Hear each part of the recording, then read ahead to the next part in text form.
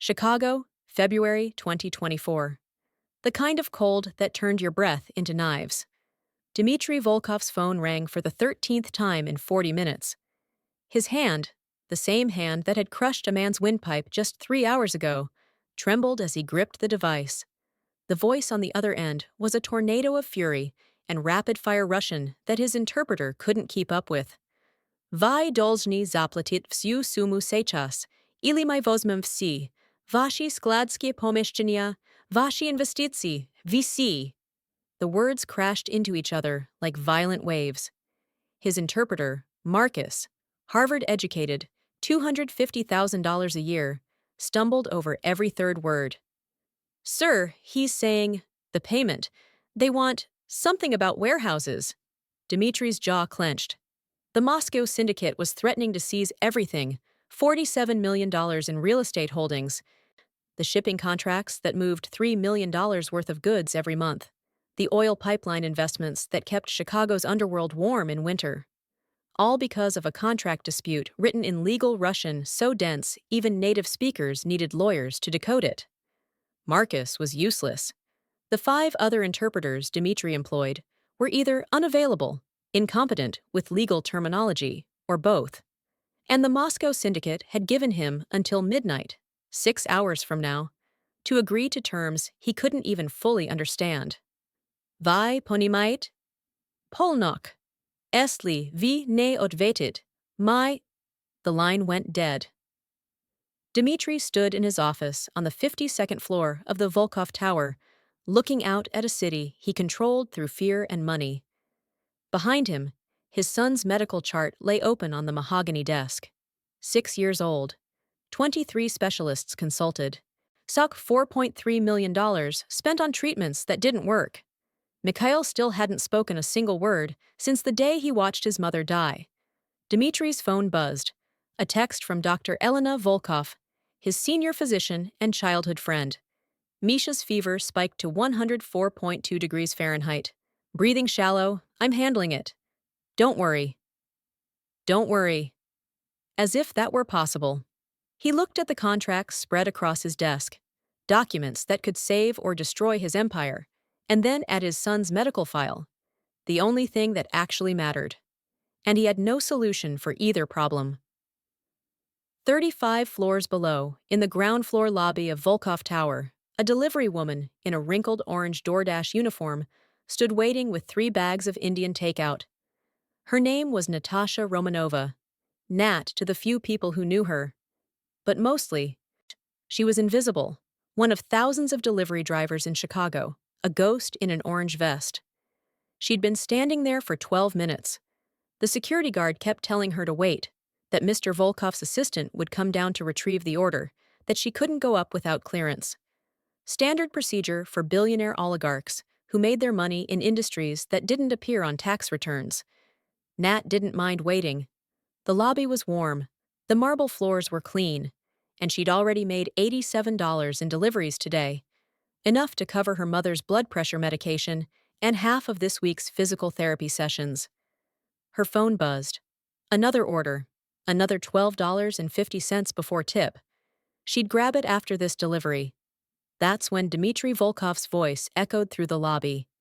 He was on his phone again, pacing near the elevator bank 20 feet away, speaking rapid Russian to someone.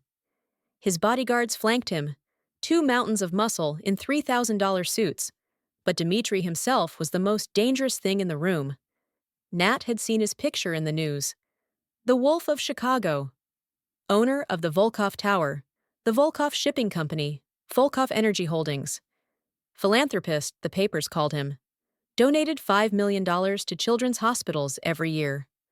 Funded the new cancer research wing at Northwestern. But Nat knew better. You didn't build an empire worth $2.4 billion in 20 years through legal means. Not in this city. Not in his industry. Dimitri's voice rose, sharp and frustrated. Мне нужна полная точность. Я не могу позволить себе ошибку. Контракты должны быть подписаны сегодня, или мы теряем все. I need complete accuracy. I can't afford a mistake. The contracts must be signed today, or we lose everything. Nat understood every word. She'd grown up in a Russian-speaking household in Brooklyn before her family fell apart. Her grandmother, Babushka Galina, had insisted everyone speak Russian at home. Never forget where you came from, Natasha. Language is the bridge to your soul. Nat's soul was currently drowning in medical debt and student loans, but the language had stayed with her. She watched Dimitri end the call and immediately dial another number. His face was carved from stone, sharp cheekbones, a scar that ran from his left temple down to his jaw, ice blue eyes that could freeze you mid-sentence. He was maybe 40, maybe 45. Exhausted. The kind of exhaustion that came from carrying too much weight for too long. The new call connected. She's more Russian. Elena, как Misha? Temperatura jeszcze wysoka? Kto skazali analizy krovi? Elena, how is Misha? Is the temperature still high? What did the blood tests show? A pause. Dimitri's hand tightened on the phone. Tai uverena? Niczego anomalnego? Nikakich przyznakov infekcji? You're sure? Nothing abnormal? No signs of infection? Another pause. His shoulders sagged slightly, the first sign of vulnerability Nat had seen. Korosho, ja przyjedu через час. Skazi emu, što papa ego liubit. Good. I'll be there in an hour. Tell him that Papa loves him. He ended the call. Stood there for a moment, a man with $2.4 billion, and no way to save the only person who mattered. Nat's chest tightened. She knew that look. She wore it every time she sat in the waiting room of Rush University Medical Center while her mother underwent another round of tests they couldn't afford. Dimitri turned toward the elevator. That's when his phone rang again. The Moscow syndicate, no doubt, and he answered with barely controlled rage. Govorit. Speak. The voice on the other end was calm, measured, terrifying in its politeness. Nat could hear it from 20 feet away. Господин Volkov, my s uważeniem, odnosimся k waszej sytuacji, no business ist business. Statya 47, punct 12 kontrakta jasno ukazywaet. Mr. Volkov, we respect your situation, but business is business. Article 47, Section 12 of the contract clearly states. Dimitri exploded. Ja nie poнимаю статью 47, mój переводчик, idiot. Ваша юридическая терминология слишком сложная. Мне нужно время. Кто бы? I don't understand Article 47. My translator is an idiot. Your legal terminology is too complex. I need time to... The voice cut him off, cold and final. Polnoch, господин Volkov. Ili mi zabiriam vsi. Midnight, Mr. Volkov, or we take everything. The call ended. Dimitri stood there, a volcano about to erupt. His bodyguards took a step back. Even the security guard at the desk pretended to be fascinated by his computer screen. Nat made a choice. She'd regret it later. She always did when she stuck her neck out. But she couldn't help herself. Her grandmother's voice echoed in her head. When you see someone drowning, Natasha, you don't ask if they deserve rescue. You just reach out your hand. Nat walked toward Dmitri Volkov, delivery bag still in hand. Excuse me. Sir? The bodyguards moved instantly, blocking her path. Dimitri didn't even look at her. Nat spoke in perfect, unaccented Russian. Izvinite, господин Volkov. Я не хотела подслушивать, но я говорю по-русски. Я думаю, что могу помочь. Excuse me, Mr. Volkov. I didn't mean to eavesdrop, but I speak Russian. And I think I can help. Dimitri's head snapped up. His ice-blue eyes locked on her. For 3 seconds, nobody moved. Then Dimitri spoke, his voice low and dangerous. Kto tai? Who are you? Nat's heart hammered against her ribs, but she kept her voice steady. Natasha Romanova. Я доставляю чая. Но я выросла. Говоря по-русски. Natasha Romanova. I'm a delivery driver, but I grew up speaking Russian. Dimitri's eyes narrowed. He switched to English, his accent thick but controlled. You speak Russian? Yes. And you understand legal Russian? Nat hesitated. She didn't. Not really. Her grandmother had taught her conversational Russian, literary Russian. the Russian of poetry and folk songs, not the dense bureaucratic language of international contracts. But she'd also spent 3 years in pre-law at NYU before dropping out when her mother got sick. She understood legal structure, contract logic, how clauses nested inside clauses to hide traps. "I can try," she said honestly. Dimitri studied her for a long moment. She was maybe 28, maybe 30, thin in the way that came from missing meals, not dieting. Dark circles under eyes that had seen too much. Clothes from Target. Shoes with worn soles. The kind of person he'd normally never notice. But she'd spoken Russian like a native. And he was desperate. "Come," he said, turning toward the elevator. The bodyguards looked uncertain.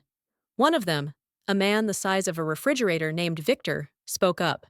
"Boss, we don't know her. She could be—" "She could be," Dimitri agreed.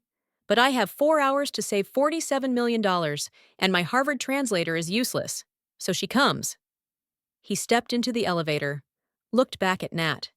"You coming, or you want to deliver that food?" Nat looked at the bags in her hands.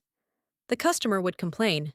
She'd probably get a 1-star rating, might even get deactivated from DoorDash. She stepped into the elevator. The 52nd floor was all glass and steel, minimalist, cold, like standing inside an iceberg. Dimitri led her into his office, a massive space with floor-to-ceiling windows showing Chicago sprawled below like a conquered kingdom. His desk was mahogany, probably $50,000. The chair behind it cost more than Nat's car. But what caught her attention was the medical chart sitting open next to a stack of contracts. Patient: Volkov, Mikhail S. Age: 6 years, 4 months. Diagnosis: selective mutism, traumatic origin. Last spoke: March 15th, 2020. Age: 2 years, 1 month. Current status: nonverbal, 1,412 days. The list of specialists consulted took up half a page. Mayo Clinic, Johns Hopkins, Massachusetts General Hospital, a clinic in Switzerland, 2 in Japan. Total medical expenses, 2020 to 2024, $4,347,892.18. Dimitri saw her looking and closed the file. "The contracts," he said, shoving a stack of papers toward her. "Article 47, Section 12. They're claiming breach. I need to know exactly what it says and what my options are. You have 20 minutes. Nat sat down and started reading. The Russian was dense, legal jargon wrapped in bureaucratic language, wrapped in deliberate obscurity. But beneath the complexity, the structure was clear. Article 47 dealt with payment schedules for oil pipeline maintenance. Section 12 specifically covered force majeure exceptions, circumstances beyond control that could delay payment. But there was a clause within the clause, hidden in subordinate language. Accepting delays caused by internal mismanagement, personnel failures, or translator inadequacy, which shall be considered the sole responsibility of the contracting party. Dimitri's interpreter had screwed up a previous translation. That screw-up had caused a payment delay, and according to this clause, that delay voided Dimitri's force majeure protection, and meaning the Moscow syndicate could demand immediate full payment, $47 million, due at midnight. But there was a loophole. Nat grabbed a pen and started writing notes in the margin. Her hand moved fast, translating legal Russian into plain English, then identifying the escape route. Section 12, subsection C, allowed for good faith renegotiation if translator error was unintentional and immediately corrected upon discovery. If Dimitri could prove his interpreter had made an unintentional error, and if he could provide corrected documentation within 24 hours, the Moscow syndicate would have to accept a renegotiated payment schedule. Nat looked up. Dimitri was watching her, arms crossed. "You read fast," he said. "I used to be pre-law before I dropped out." "Why did you drop out?" "My mother got sick. Medical bills." "You know how it is." Something flickered in Dimitri's eyes. Maybe recognition, maybe respect. What does it say? He asked. Nat explained the trap and the loophole. Dimitri listened without interrupting, his face unreadable. When she finished, he was silent for a long moment. Then he picked up his phone and called the Moscow syndicate. He spoke in Russian, smooth, confident, referencing Section 12, subsection C, explaining the unintentional translator error, requesting 24 hours to provide corrected documentation and propose a new payment schedule. The voice on the other end was skeptical, but intrigued. 5 minutes later, Dimitri had his 24-hour extension. He hung up and looked at Nat. You just saved me $47 million. Nat shrugged. You still have to pay it eventually. I just bought you time. Time is the only thing money can't buy. He opened his desk drawer and pulled out a stack of cash. How much do you make in a week? I don't want your money. Dimitri's eyebrow rose. Everyone wants money. I don't take charity. This isn't charity. You worked. I'm paying you. I did you a favor. Favors aren't transactions. Dimitri stared at her, like she was speaking a language he didn't recognize. You're the first person in 10 years to turn down my money. Then you're surrounded by the wrong people. Dimitri laughed, a short, sharp sound like breaking glass. Maybe I am. He put the cash away. What's your name again? Natasha Romanova. You have any other jobs, Natasha Romanova? 3. DoorDash, Instacart, and I clean offices at night. Why so many? My mother needs 24-hour care. Home health aid costs $35 an hour. Do the math. Dimitri did the math. $35 per hour times 24 hours times 30 days equals $25,200 per month. $302,400 per year. More than most people made in 5 years. What's wrong with your mother? Stage 4 kidney disease. She needs dialysis 3 times a week. And she has diabetes and high blood pressure. And… Nat stopped. Why do you care? I don't, Dimitri said, but his eyes flicked to the medical chart on his desk. I'm just curious why someone with legal and linguistic skills is delivering food instead of working for a law firm. Because law firms don't hire dropouts with no degree. I don't care about degrees. I care about results. He pulled a business card from his desk and wrote a number on the back. I need someone who can translate legal Russian accurately. I'll pay you $150,000 a year.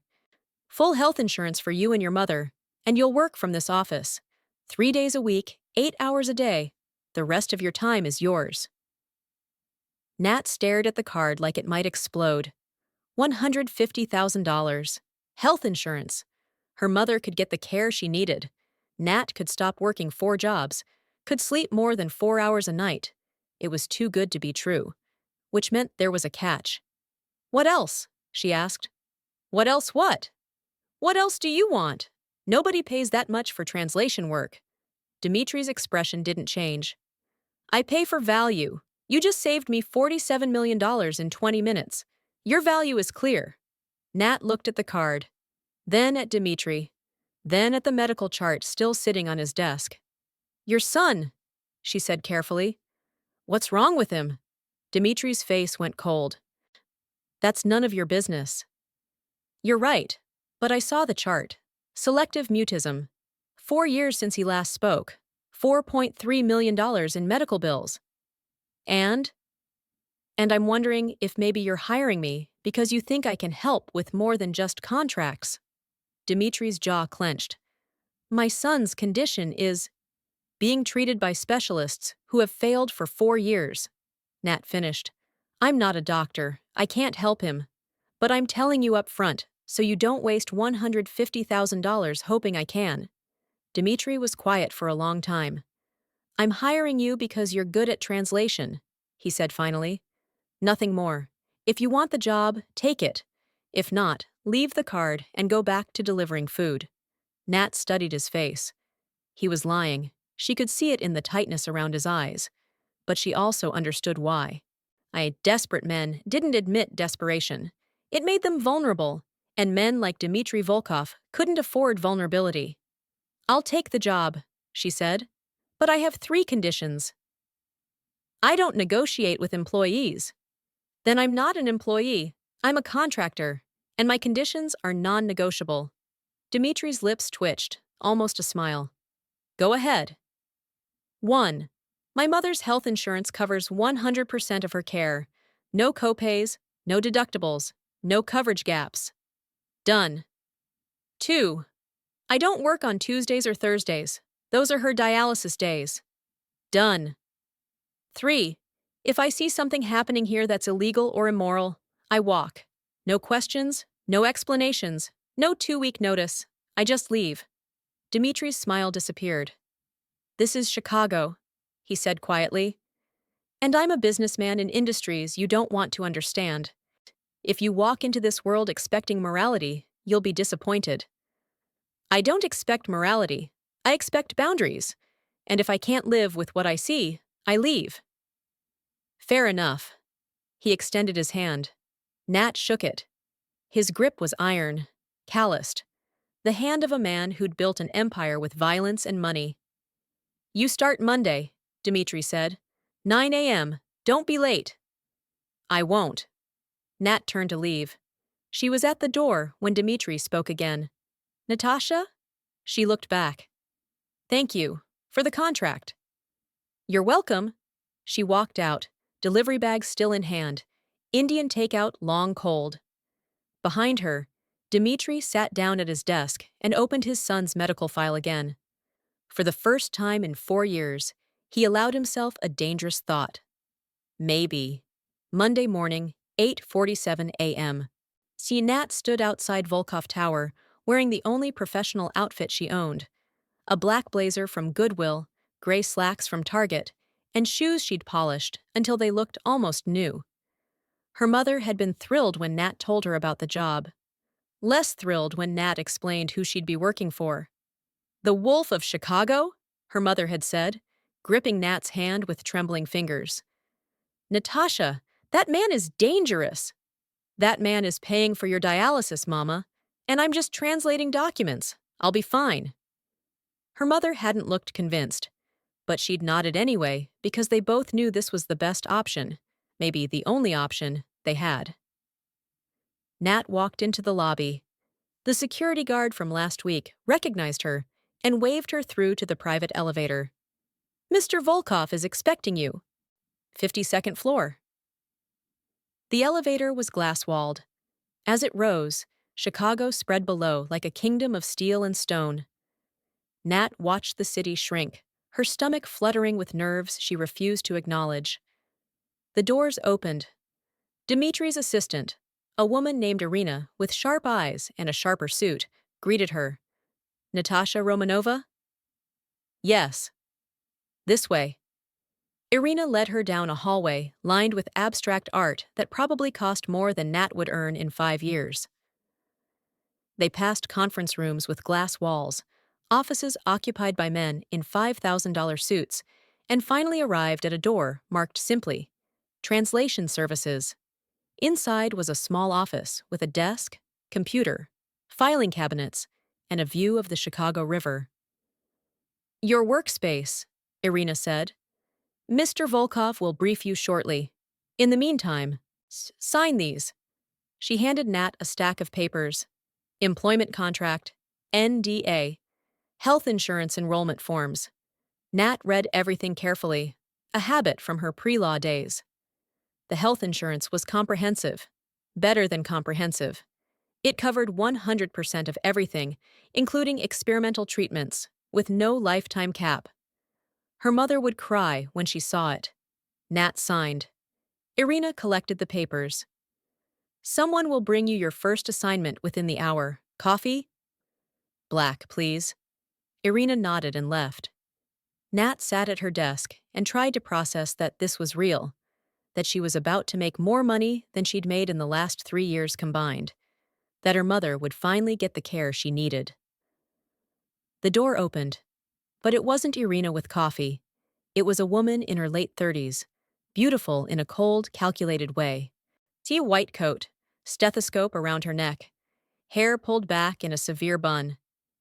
You must be Natasha, the woman said, her English flawless but accented. I'm Dr. Elena Volkov, Dimitri's cousin and senior physician. She extended a hand. Nat shook it. Nice to meet you. I wanted to introduce myself before things get busy. Elena's smile didn't reach her eyes. I understand you speak Russian? Yes. And you helped Dimitri with a contract issue? I did. Interesting. Elena's gaze was assessing, clinical. We don't usually hire people off the street.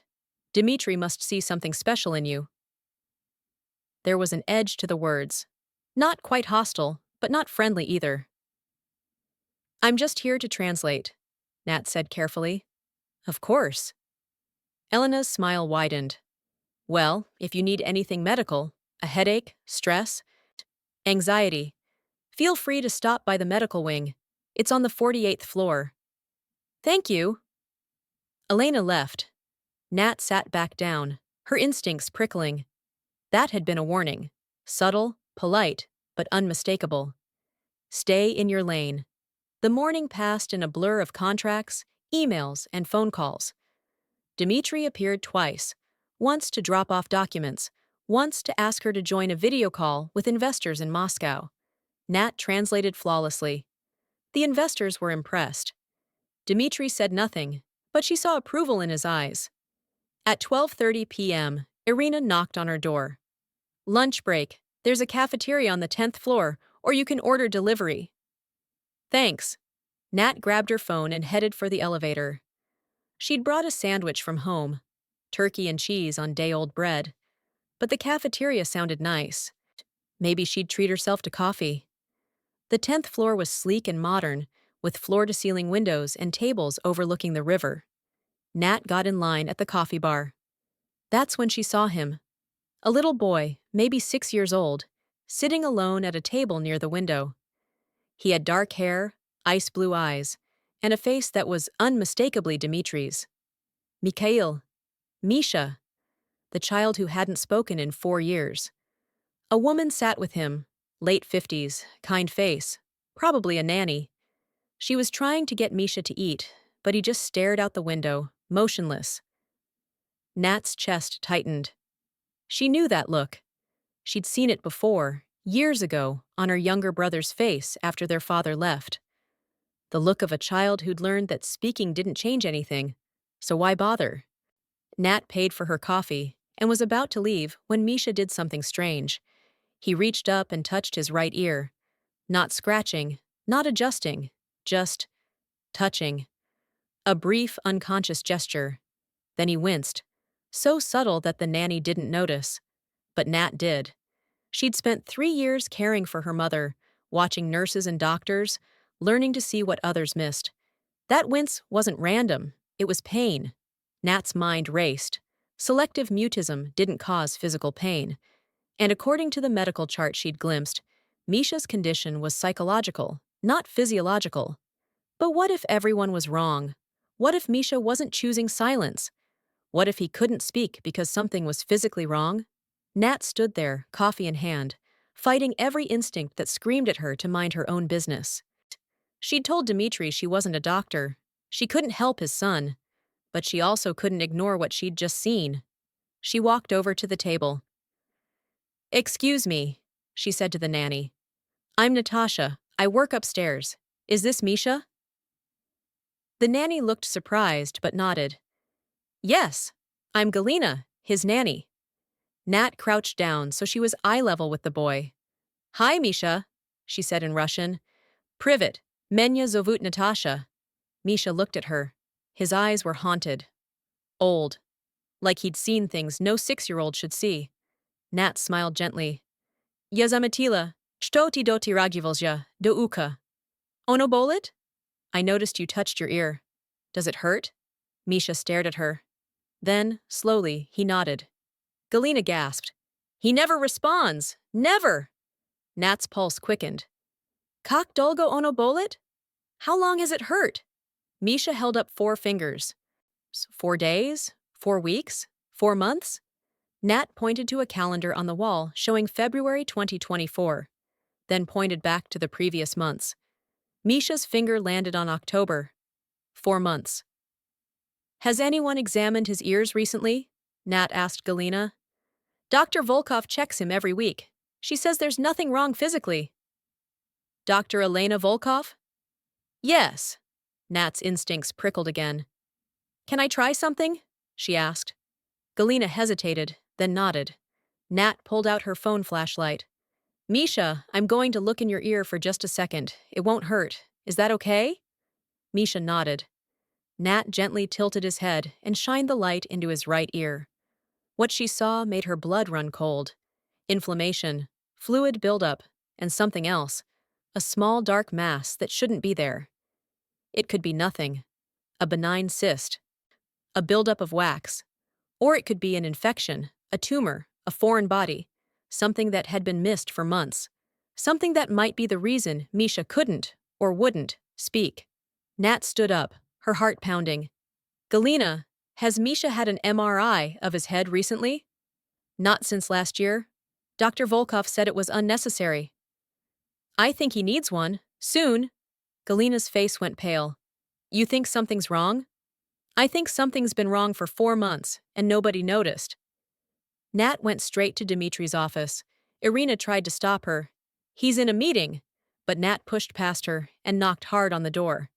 Mr. Volkov, I need to speak with you, now. The door opened. Dimitri stood there, irritation on his face.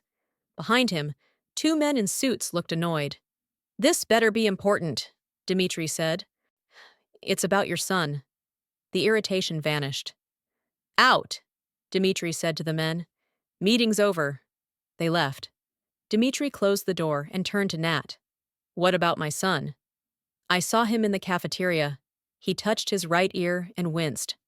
I asked him how long it's been hurting. He said 4 months. His ears have been examined. Dr. Volkov says... Dr. Volkov might have missed something. Nat pulled out her phone and showed Dimitri a quick sketch she'd made. I looked in his ear with my flashlight. There's inflammation and what looks like a mass. It could be nothing, but... Or it could be why he won't speak. Dimitri finished, his voice tight. Yes. Dimitri stared at the sketch. His jaw was clenched so hard, Nat could see the muscle jumping. You're not a doctor, he said. No. But I spent 3 years watching my mother's medical care. I know what inflammation looks like, and I know that if something's been causing him pain for 4 months, he needs to be examined. Properly. Dimitri grabbed his phone and dialed. Dr. Volkov, my office, now. He hung up. If you're wrong about this, he said quietly, you're fired. If I'm right, Nat said, your son might speak again. Dimitri's eyes locked on hers. Then you better be right. Dr. Elena Volkov arrived 6 minutes later, her white coat pristine, her expression mildly concerned. Dimitri, what's wrong? Irina said it was urgent. Dimitri gestured to Nat. Tell her what you told me. Nat explained again. The ear touching, the wince, the inflammation she'd seen. Elena's face remained professional, but something flickered in her eyes. Annoyance? Fear? I examine Misha every week, Elena said calmly. His ears are fine. What Ms. Romanova saw was likely just... Then examine him again, Dimitri said. Right now. And I want an MRI scheduled for today. An MRI is excessive. I don't care. Schedule it. Elena's lips thinned. Of course. But I'm telling you, there's nothing wrong with his ears. His condition is psychological, as we've discussed repeatedly. Then the MRI will confirm that, and we can all move on. Elena nodded stiffly. I'll arrange it immediately. She left. Dimitri turned to Nat. You just made an enemy. I didn't come here to make friends. Good. Because in this world, friends are liabilities. 3 hours later, Nat was in her office reviewing a shipping contract when Dimitri appeared in her doorway. His face was unreadable. The MRI, he said. Nat's stomach dropped. And? You were right. Relief flooded through her. What did they find? A cholesteatoma, benign growth in the middle ear. It's been there for at least 6 months, maybe longer, pressing on nerves, causing chronic pain. That's why he won't speak, Nat said. It hurts too much. Dimitri nodded. The doctors at Northwestern said if it had gone untreated much longer, it could have caused permanent hearing loss, possibly brain infection. What's the treatment? Surgery. They can remove it. Full recovery expected within 3 months. Nat's legs felt weak. When? Tomorrow morning, 7 a.m. Tomorrow? That's fast, I know. But every day that thing sits in his head is another day of pain. Dimitri's voice cracked slightly. 4 years. I've spent 4 years paying specialists to tell me there's nothing physically wrong with him, and you found it in 4 minutes with a phone flashlight. You saved my son's life. The words hung in the air. Nat didn't know what to say. Dimitri pulled an envelope from his pocket and set it on her desk. Your first month's salary, plus a $50,000 bonus. Nat stared at the envelope. I don't want. It's not a gift. It's payment for services rendered. You diagnosed a condition that 23 specialists missed. That's worth $50,000. I'm not a doctor. I can't accept money for medical. Take it, Dimitri said, his voice hard. Or I'll fire you and hire you back at $200,000 a year just to make sure you can't refuse. Nat looked at him, saw the gratitude he couldn't quite articulate, saw the fear beneath the control. She took the envelope. Thank you, she said quietly. No. Thank you. He turned to leave, then paused.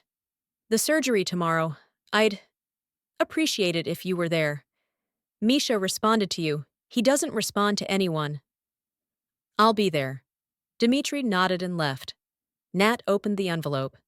Inside was a check for $162,500. She sat down and cried. Tuesday, 6:30 a.m. Northwestern Memorial Hospital.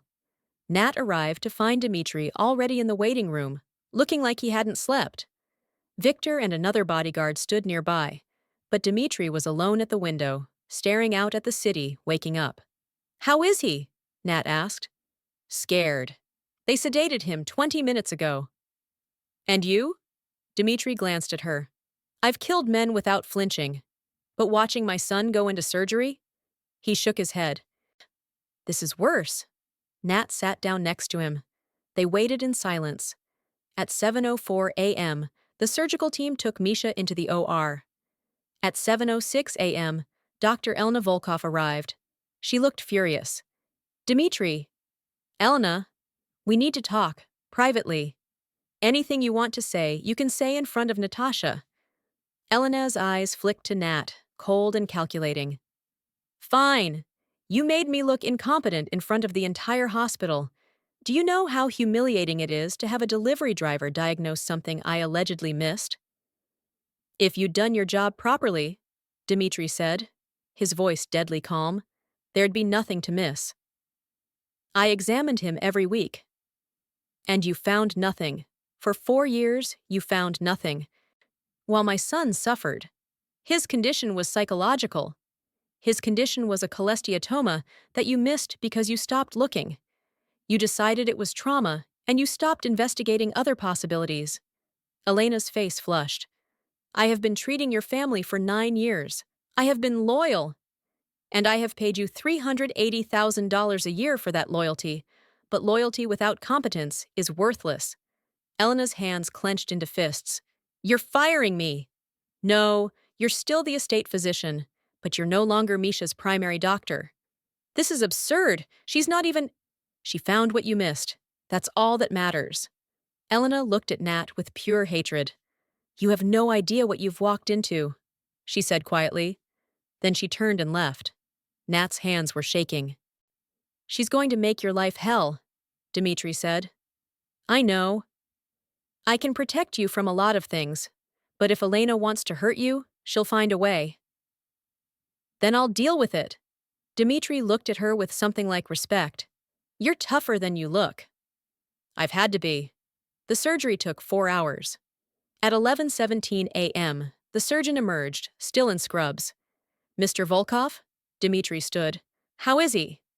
The procedure was successful. We removed the cholesteatoma completely. No complications.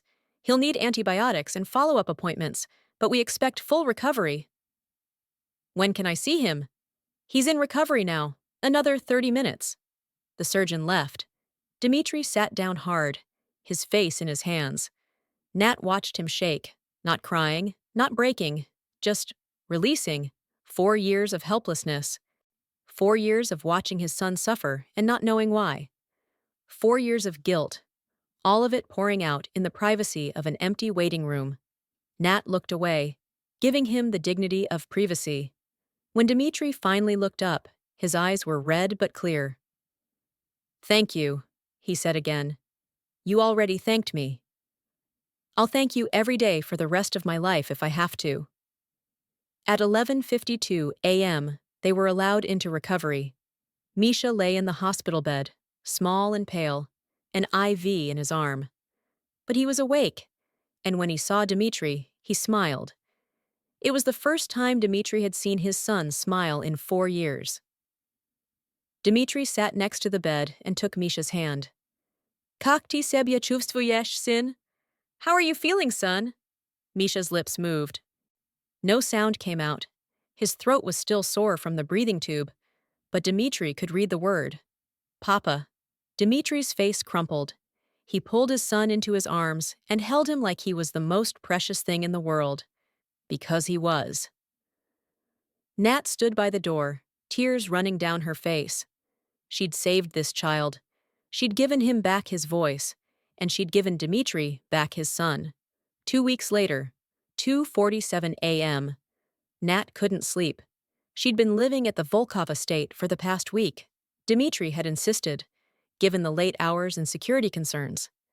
Her mother was being cared for in a private suite at Rush University Medical Center, receiving the best treatment money could buy. Everything was perfect, except Nat couldn't shake the feeling that something was wrong. "Doctor?" Elena Volkov had been icily polite since the surgery. Too polite, too controlled. And twice now, Nat had caught Elena watching her with an expression that made her skin crawl. Nat got up and padded downstairs to the kitchen. The estate was massive. 15 bedrooms, marble floors, chandeliers that cost more than houses. But the kitchen was surprisingly cozy. Warm. Lived in. She was making tea when Dimitri appeared in the doorway. "Can't sleep?" he asked. "No? You?" "Never could." He sat at the kitchen island. "Coffee?" "I'm making tea." "Then make 2 cups." They sat in comfortable silence while the kettle boiled. "How's Misha?" Nat asked. "Talking nonstop, driving Galina insane." Dimitri smiled. "It's the best sound I've ever heard." "I'm glad." "He asks about you constantly." "So, where's Natasha?" "When is Natasha coming?" "You made an impression." "He's a sweet kid. He's been through hell." "So have you." Dimitri looked at her. "What makes you say that?" "You don't build walls that high unless you're protecting something, or hiding from something." Dimitri was quiet for a long moment. "His mother," he said finally. "Misha's mother. She died 4 years ago. He watched it happen." "How?" "Car bomb. Meant for me. She was picking him up from preschool. Wrong place, wrong time." Nat's chest tightened. "I'm sorry." "Don't be. It was my fault. I knew the Russians were targeting me. I should have sent them away, but I was arrogant. Thought I could protect them." "You can't blame yourself for—" "I can and I do." Dimitri's voice was flat. "She died because I made enemies. Misha stopped talking because he watched his mother burn. That's on me." "Is that why you spend $4 million trying to fix him? Because you think you're paying off a debt?" Dimitri's eyes flashed. "Careful." "I'm not judging. I'm just pointing out that you can't buy redemption." "Then what can I buy?" "Nothing. You earn it." "And how do I do that?" "By being a better father than you were a husband." The words hung in the air. Dimitri should have been angry, should have thrown her out. Instead, he laughed. "You're the only person who talks to me like that. Maybe I'm the only one stupid enough." Or brave enough, the kettle whistled. Nat poured 2 cups of tea and slid one across to Dimitri. He took it, his fingers brushing hers. Neither of them moved. Why did you really hire me? Nat asked. I told you. You're good at translation. You hired me because you were desperate and I was available. Maybe, but I kept you because you're honest. Honest people are dangerous. That's why I trust you. Nat looked at him, really looked at him. The scar on his face, the exhaustion in his eyes, the weight he carried. He was a killer, a criminal, a man who'd built an empire on blood and money. But he was also a father who'd spent 4 years searching for a way to heal his son. And right now, at 3 a.m., in a kitchen that smelled like tea and loneliness, he was just a man. I don't trust easily, Nat said quietly. Neither do I. But I think, maybe I'm starting to trust you. Dimitri's eyes softened. That's the most dangerous thing you could do. I know. They sat there, 2 broken people drinking tea in the middle of the night, both knowing that something had shifted between them, something that couldn't be taken back. 3 days later, Misha came into Nat's office, holding a piece of paper. Natasha, look! He'd drawn a picture, crude, childish, perfect. 3 people holding hands, a tall man, a woman, a little boy. Above them, a son. Is this your family? Nat asked. Misha nodded, then pointed to each figure. Papa, me, you. Nat's throat tightened. Misha, I'm not. You saved me, Misha said simply. Papa says you're family now. He handed her the drawing. Keep it, so you don't forget. Nat took the paper with shaking hands. Misha hugged her, quick and fierce, then ran off, shouting for Galina. Nat sat there, staring at the drawing. 3 people holding hands. A family. She carefully folded the paper and put it in her desk drawer.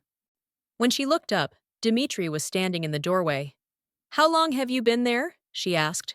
Long enough to see my son hug you like you're his mother. I'm not. I know, but he doesn't. And maybe, Dimitri paused.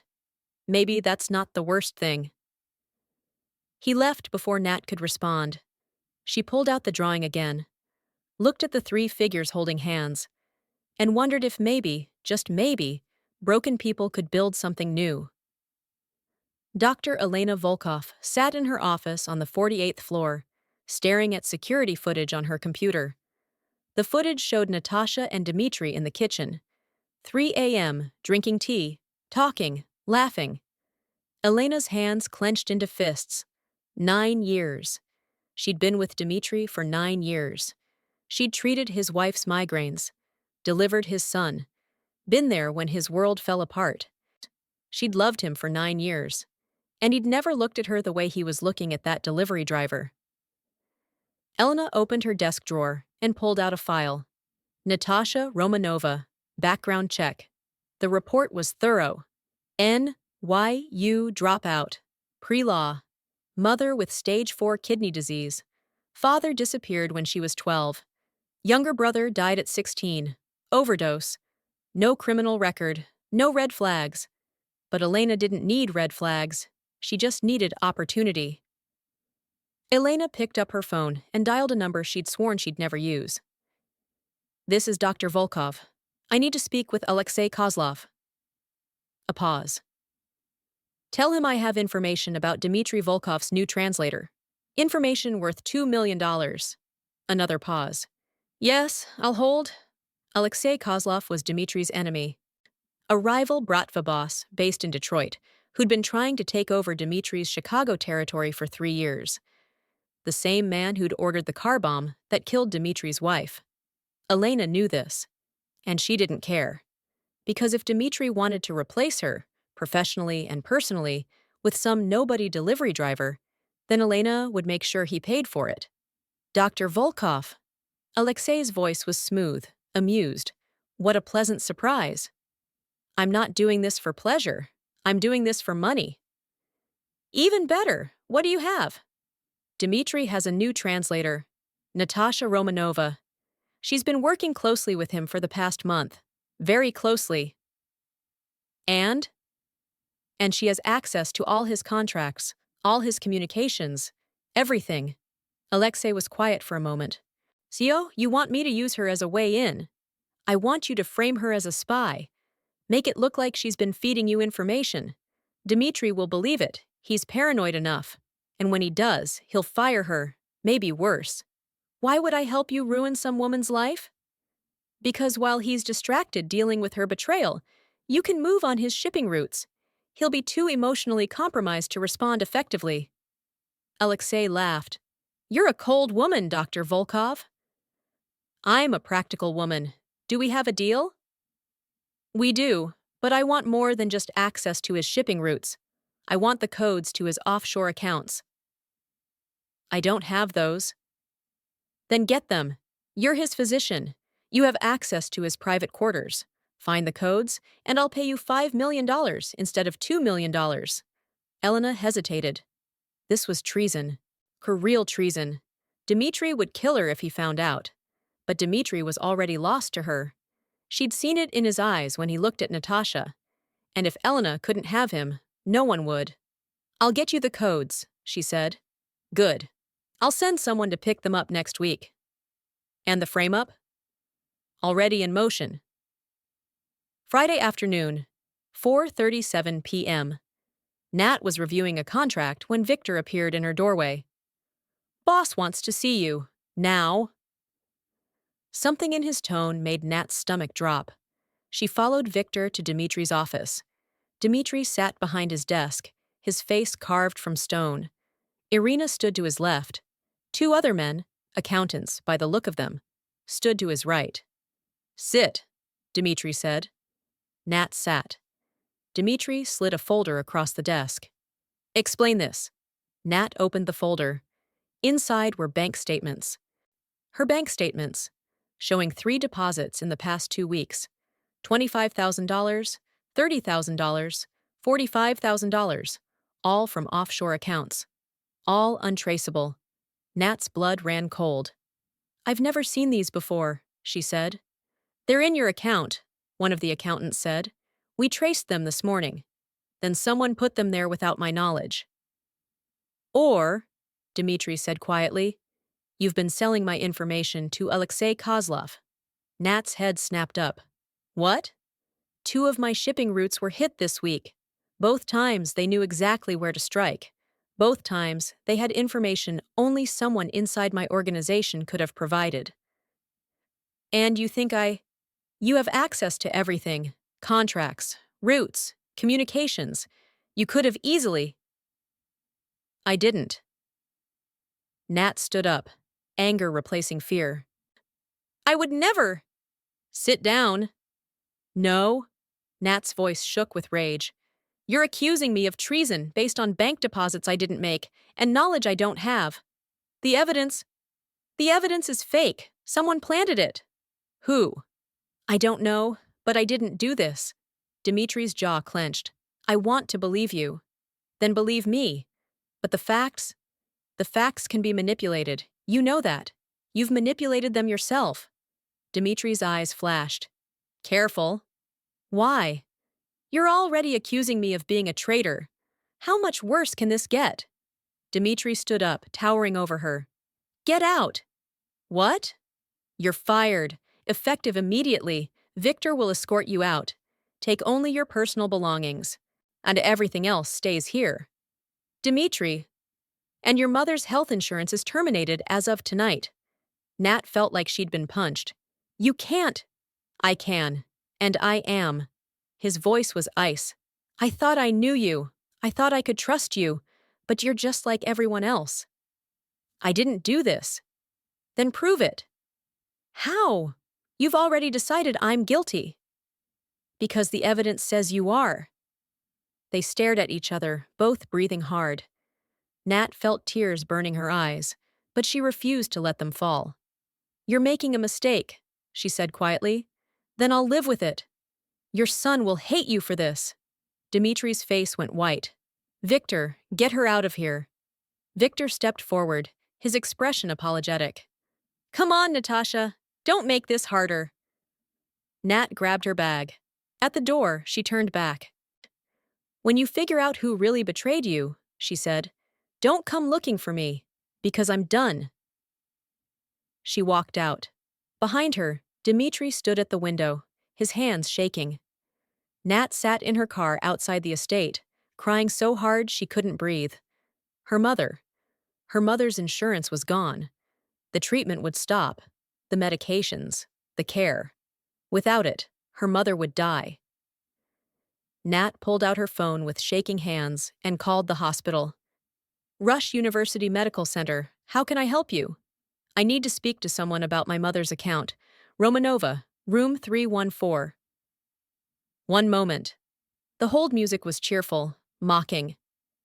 Ms. Romanova, I'm showing that your mother's insurance was terminated this afternoon.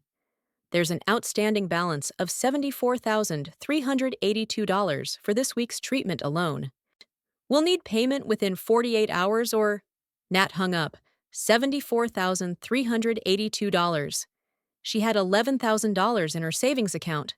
She was $63,000 short, and she had 48 hours. Nat sat there, staring at the estate through her windshield. She could beg. She could plead. She could go back in there and tell Dimitri she was sorry, even though she'd done nothing wrong. But her pride, the same pride that had kept her alive through poverty and loss, wouldn't let her. She started the car and drove away. Nat spent the next 2 days calling everyone she'd ever known. Banks, loan companies, friends, distant relatives. No one had $63,000. No one could help. On Sunday morning, with 6 hours left before the hospital deadline, Nat sat in her apartment and considered her options. She could sell her car. Maybe get $3,000. She could sell everything she owned. Maybe another $2,000. Still $58,000 short. Her phone rang. Unknown number. She answered. Natasha Romanova? Yes. This is Alexei Kozlov. I believe we should talk. Nat's blood froze. How did you get this number? That's not important. What's important is that I can help you. I don't need help from criminals.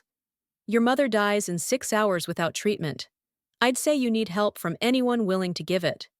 Nat's hand tightened on the phone. What do you want? Information. Dimitri Volkov's offshore account codes.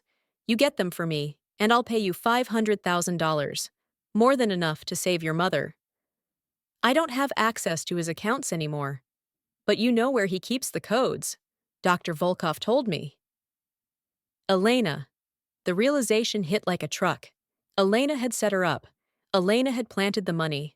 So Elena was working with Kozlov. I won't betray him, Nat said. Even to save your mother? Nat closed her eyes. Her mother.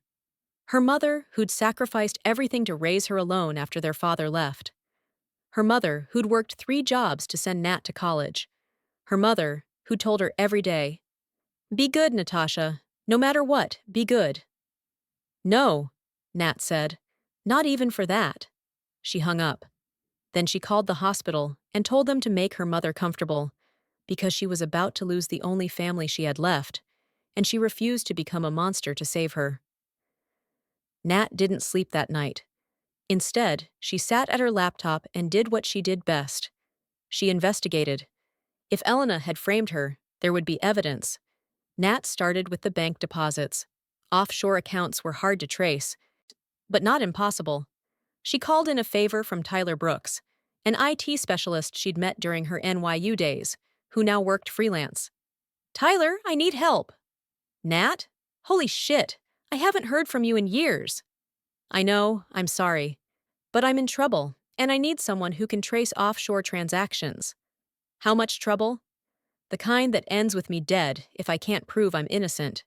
Tyler was quiet for a moment. Send me the account numbers. By Monday morning, Tyler had results. The deposits came from a shell corporation in the Caymans. But here's the interesting part. The corporation is owned by a medical supply company based in Detroit, and that company is owned by Alexei Kozlov, Nat finished. Bingo! Someone set you up. Sure, and they weren't very careful about covering their tracks. Can you prove it? I can show you the money trail, but you'll need someone with legal authority to access the corporate records. Then I'll get someone. Nat called the one person she thought might listen. Victor. Victor, it's Natasha. I can't talk to you, boss's orders. I know who framed me, and I can prove it. Silence. Keep talking. Victor met her at a coffee shop in neutral territory. Nat showed him everything Tyler had found. Elena set me up, Nat said. She planted the deposits. She's working with Kozlov. Why would she do that? Because she's in love with Dimitri, and she sees me as a threat. Victor's jaw clenched. If you're lying, I'm not, and I can prove it. But I need access to Elena's office. That's impossible. Security is too tight. Then we need to get her out of her office long enough for me to find evidence. Victor studied her. You're asking me to commit treason. I'm asking you to help me prove who the real traitor is. Victor was quiet for a long time. Misha asks about you every day, he said finally. Cries himself to sleep. Says you left him like his mother did. Nat's heart broke. I didn't leave him. Dimitri threw me out. I know, but Misha doesn't understand that. Victor pulled out his phone. Wednesday, 2 p.m. Elena has a medical board meeting downtown. She'll be gone for 3 hours. That's your window. Thank you. Don't thank me yet. If we're wrong, we both die. Wednesday, 2:03 p.m. Nat stood outside Elena's office, her hands shaking. Victor had gotten her in through a service entrance. Disabled the security cameras in this hallway. She had 45 minutes before the loop ended.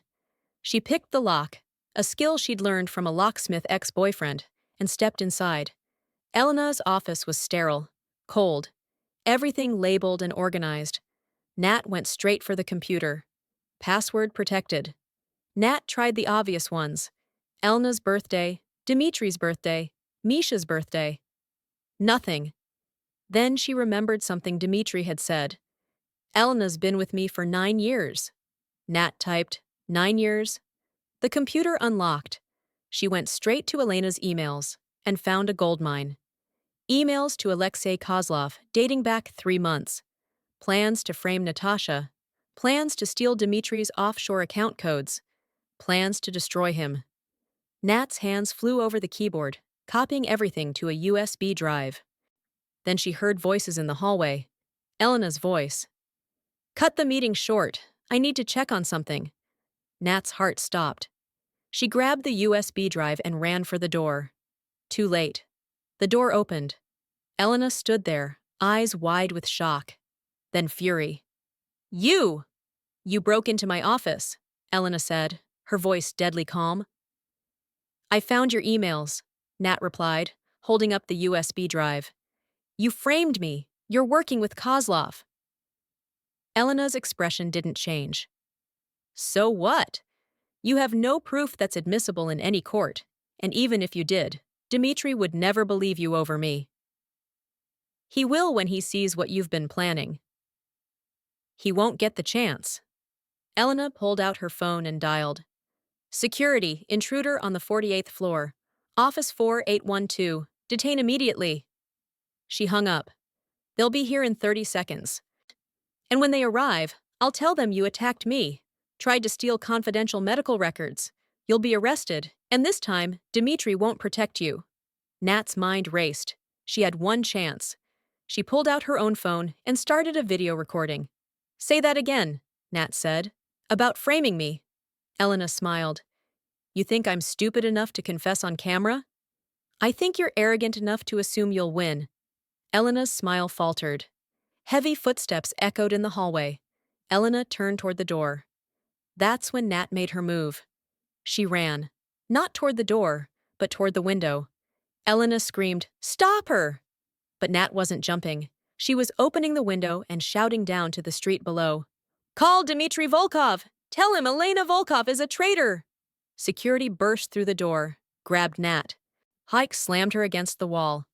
Elena stood there, breathing hard. Take her to the basement. I'll deal with her personally. They dragged Nat downstairs.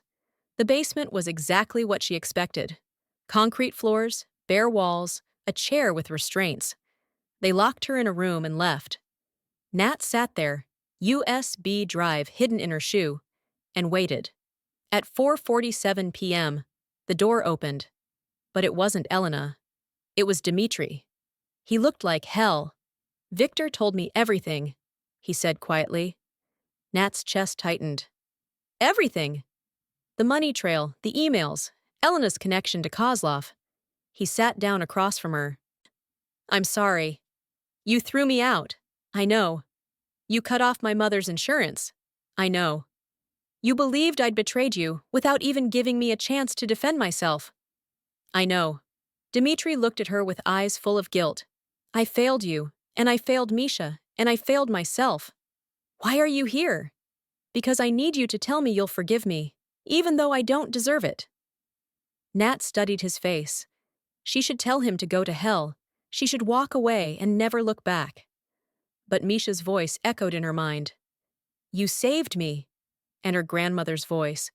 "When you see someone drowning, you don't ask if they deserve rescue." "My mother," Nat said. "Is she alive? I reinstated her insurance the moment Victor told me the truth, and I paid her outstanding balance. She's getting the best care money can buy." Nat's eyes filled with tears. "Thank you." "Don't thank me. I'm the reason she almost died." "What about Elena?" Dimitri's face went cold. "She's in custody. Victor is interrogating her now." "And then?" "Then I'll decide if she lives or dies." Nat grabbed his arm. "Don't kill her. She tried to destroy you. She tried to destroy me. She deserves prison. She deserves prison. Public disgrace. Let the legal system handle it." Dimitri looked at her like she was insane. "The legal system doesn't work for people like us." "Then make it work. Build something better instead of perpetuating the cycle." Dimitri was quiet for a long time. "You're asking me to change everything I am." "I'm asking you to be the man your son needs you to be."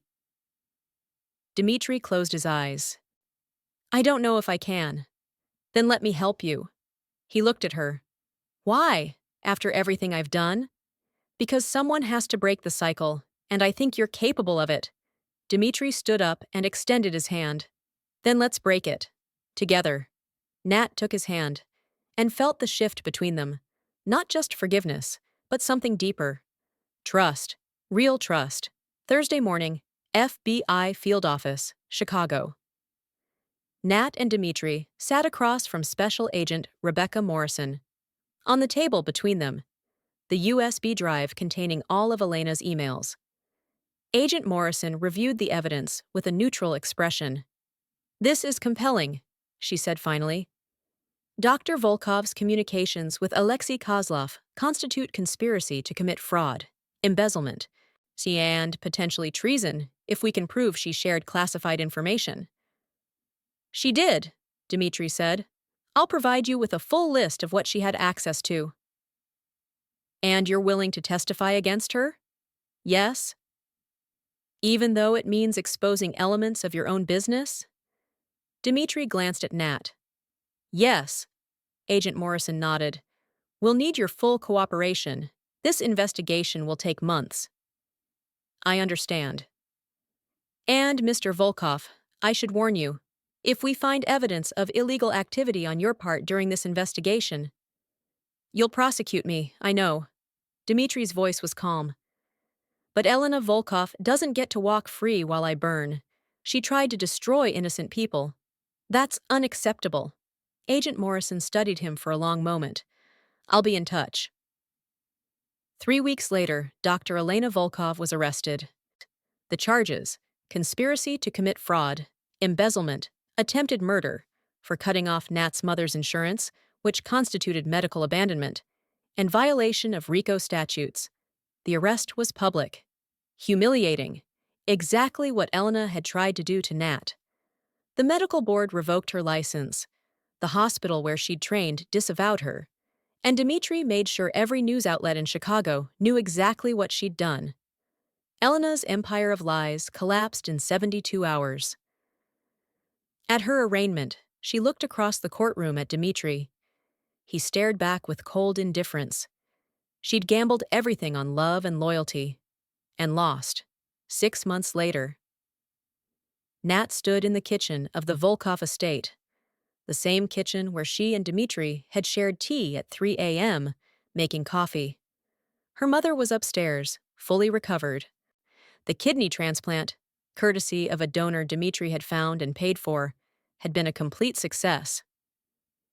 Misha was outside in the garden, playing with a soccer ball and shouting in Russian.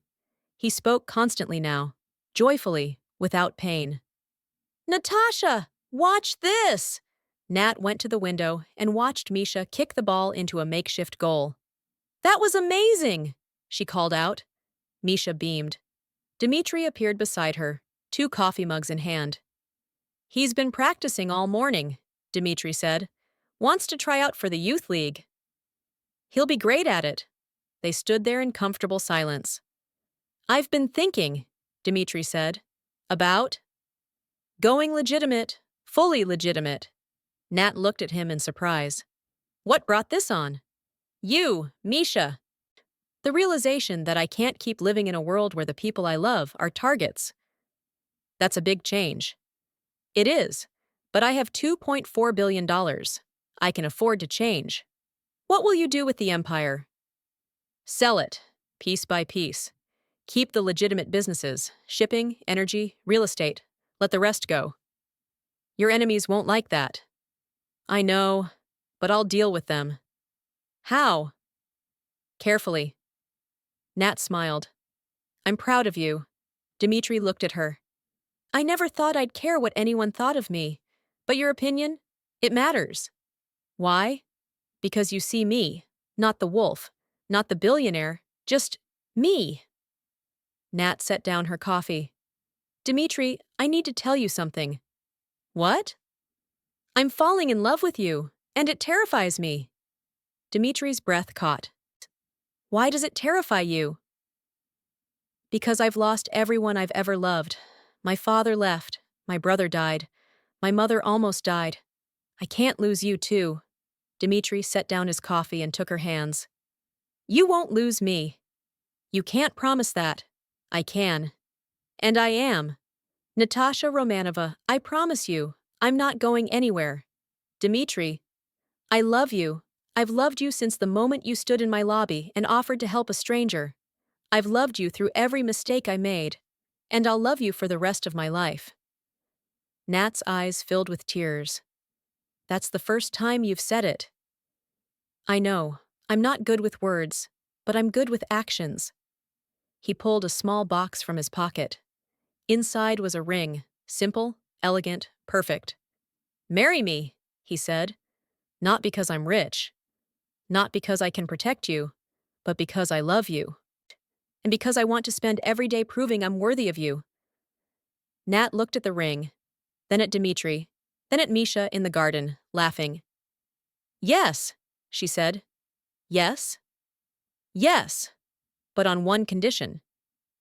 "Anything." "We create a foundation, in Misha's name, to help families like mine, families drowning in medical debt." Dimitri smiled. "Done. What else?"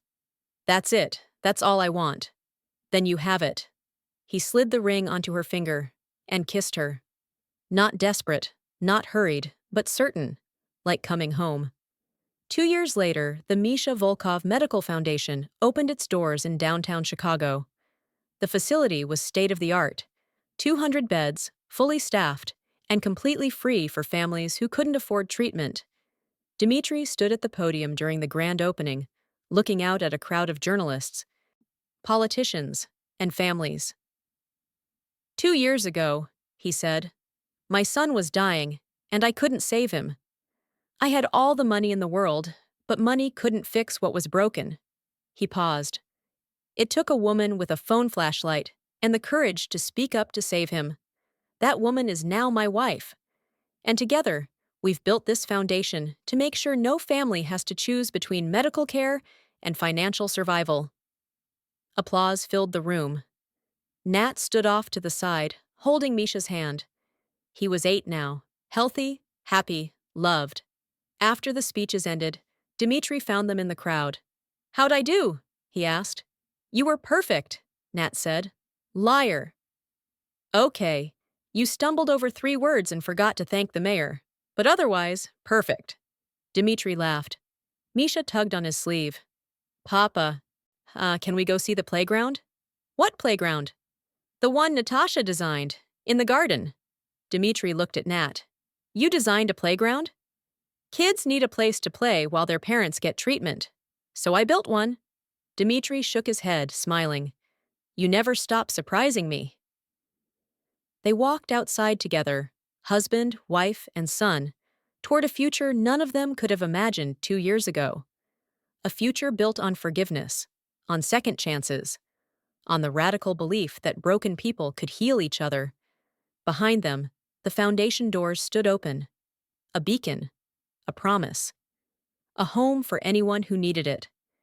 And in the garden, children laughed, because sometimes, from ashes and pain and loss, something beautiful could grow. This story reminds us that trust isn't given freely. It's earned through actions, and tested through fire, and rebuilt through forgiveness. That real love isn't about grand gestures or perfect words. It's about choosing someone every day, even when it's hard. Especially when it's hard. Natasha could have walked away. Dimitri could have stayed in darkness. But they both chose differently. They chose hope. And sometimes, that's all it takes to change everything. If this story moved you, hit that like button and share it with someone who needs to believe in second chances. Because we all deserve them. Thank you for watching.